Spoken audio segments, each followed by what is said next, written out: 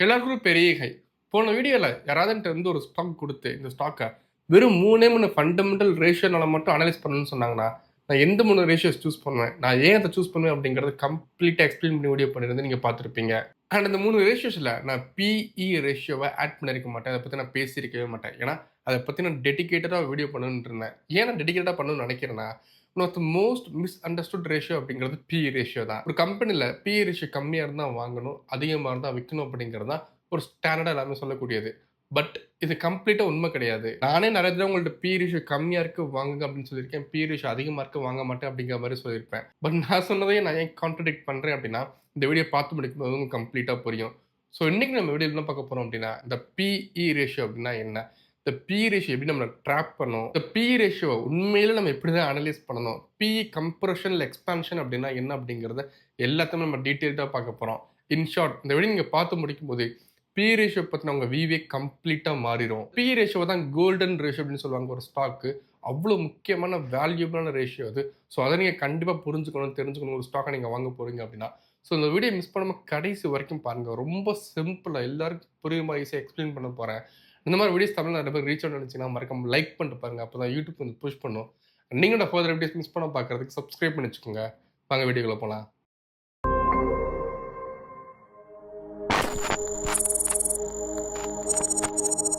சரி first BE ratio அப்படின்னா என்ன?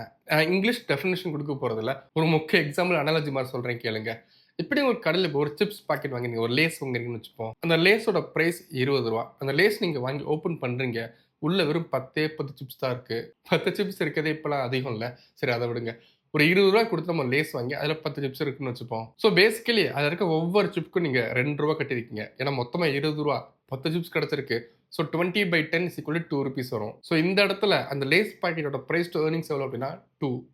இத அப்படியே ஷேர் மார்க்கெட்ல கொண்டு வாங்க. அந்த சிப்ஸ் பாக்கெட்டோட பிரைஸ் ரூ. 20 இருக்குல்ல, அதான் ஒரு ஷேரோட பிரைஸ். ஸோ இந்த 10 சிப்ஸ் உங்களுக்கு கிடைச்சிச்சுல்ல, அதான் உங்களோட earnings. So price to earnings ratio formula என்ன அப்படின்னா, பிரைஸ் டிவைடட் பை ஏர்னிங்ஸ் தான். ஸோ 20/10 அப்படின்னு வந்துரும். இப்ப அப்படியே நீங்க பக்கத்து கடைக்கு போறீங்க. அதே ₹20 குடுத்து ஒரு சிப்ஸ் பாக்கெட் வாங்குறீங்க. பட் இந்த இடம் நீங்க ஓப்பன் பண்ணதுக்கு அப்புறம் 10க்கு பதிலா 20 இருக்கு. ஸோ ஒவ்வொரு சிப்ஸோட விலை ரூ. 1 தான். ஸோ இங்க 20/20 நம்ம பண்ணோம் அப்படின்னா, பி ரேஷியோ 1 அப்படின்னு வரும். ஸோ 10 சிப்ஸ் கிடைச்சதுல பி ரேஷியோ 2 இருந்துச்சு. 20 சிப்ஸ் இருக்கிற இடத்துல B ratio 1.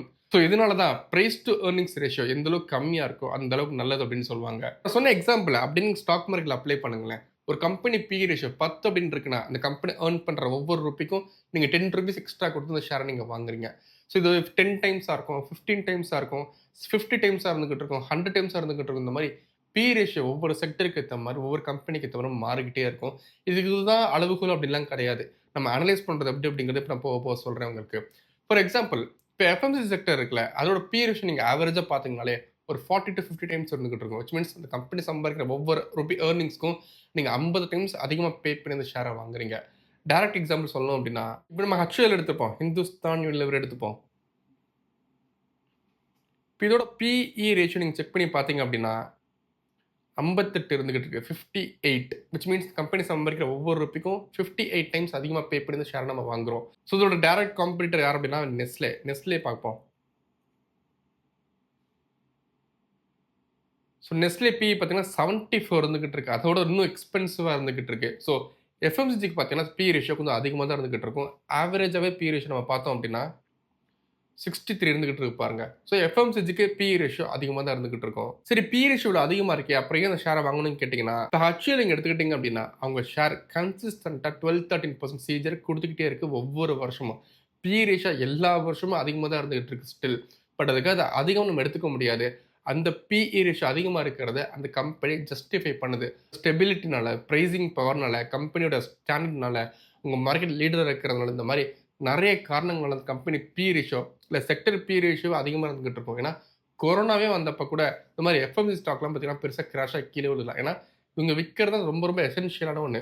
Paste, brush, food, Maggi இந்த மாரி நம்ம டே டு டே வாங்கி தான் ஆகணும். பால் பாக்கெட் தினம் வாங்கி தான் ஆகணும்.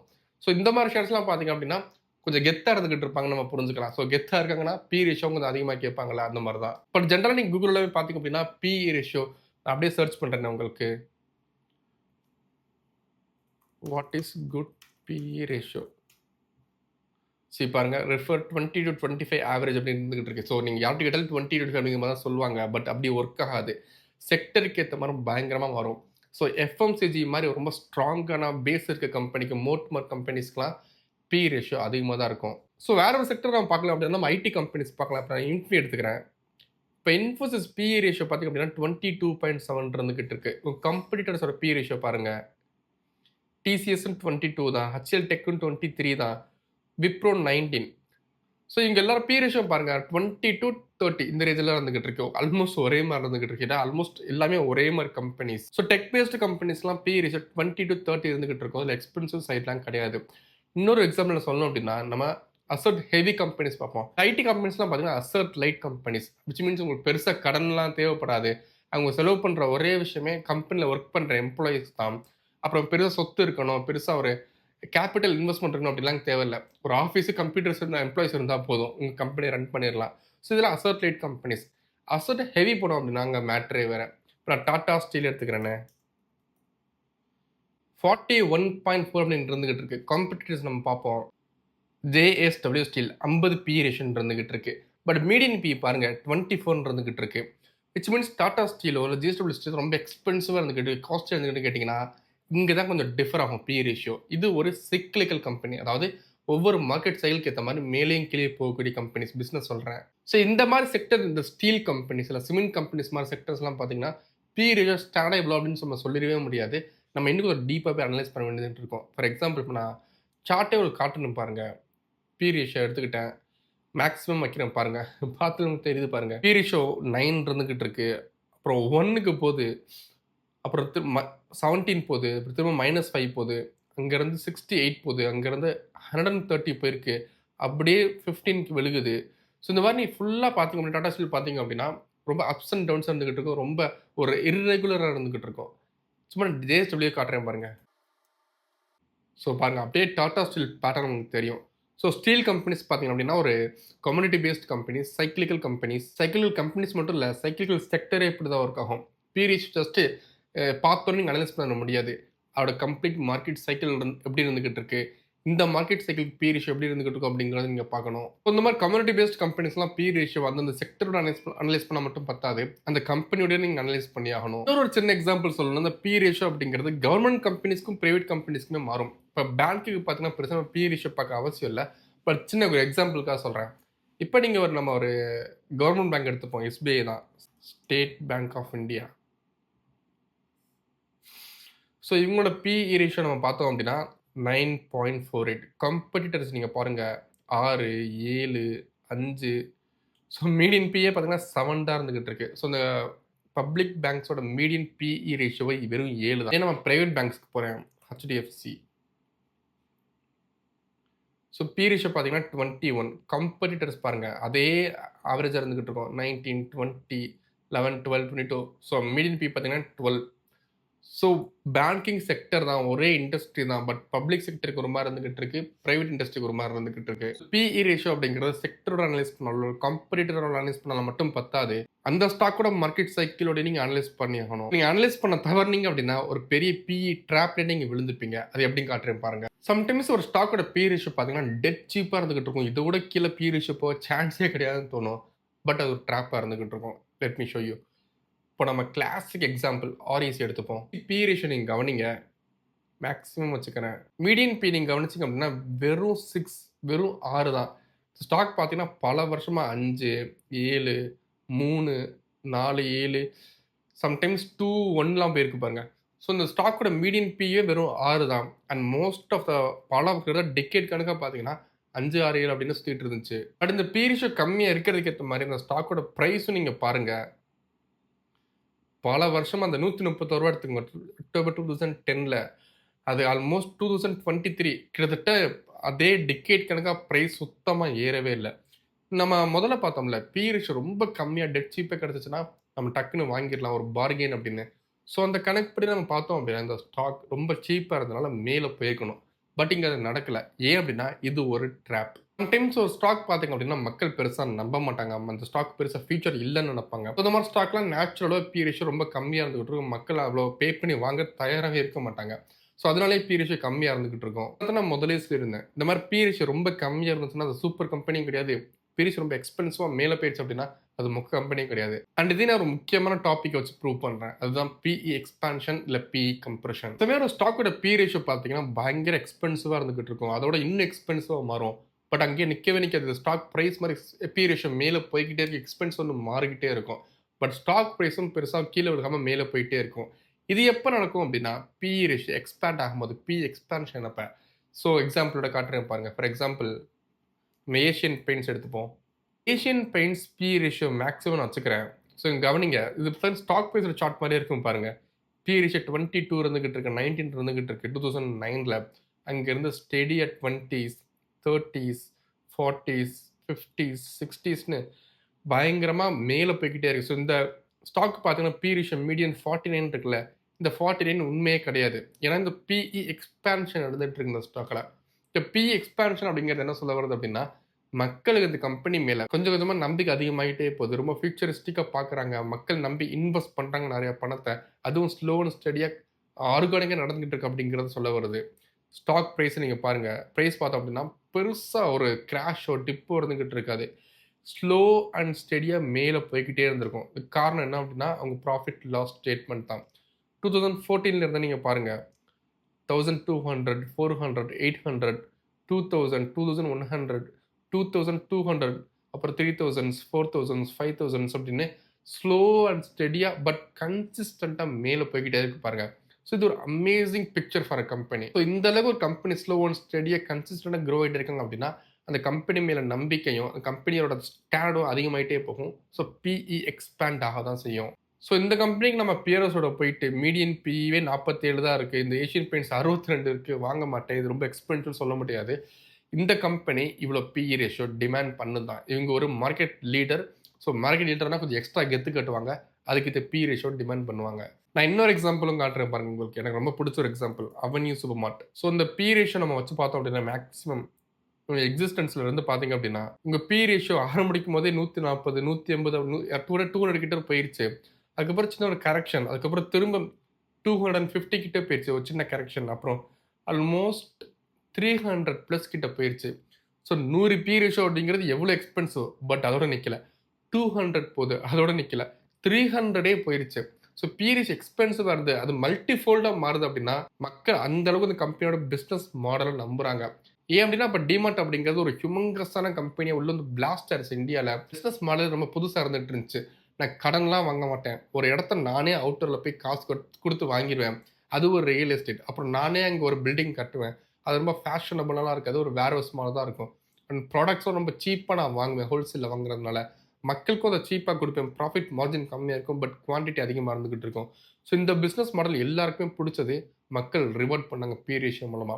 பட் இப்ப இந்த கம்பெனி பார்த்தீங்கன்னா, கொஞ்சம் டவுன் சைட்ல போயிட்டு இருக்கு. பெருசா இம்ப்ரெஸ் பண்ணல இன்வெஸ்டர்ஸ. ஸோ திரும்ப பி ரேஷியோ பார்த்தீங்கன்னா, கொஞ்சம் கீழ விழுந்துகிட்டு இருக்கு. ஆல்மோஸ்ட் 100 கிட்ட வந்துருச்சு. ஸோ இப்போ ஒரு சைட் வேஸ்ல மூவ் ஆயிட்டு இருக்கு. இப்போ உங்களுக்கு இந்த பி ரேஷியோ இப்போ உங்களுக்கு பிஇ எக்ஸ்பான்ஷன் புரிஞ்சிருக்கும்னு நெனைக்கிறேன்.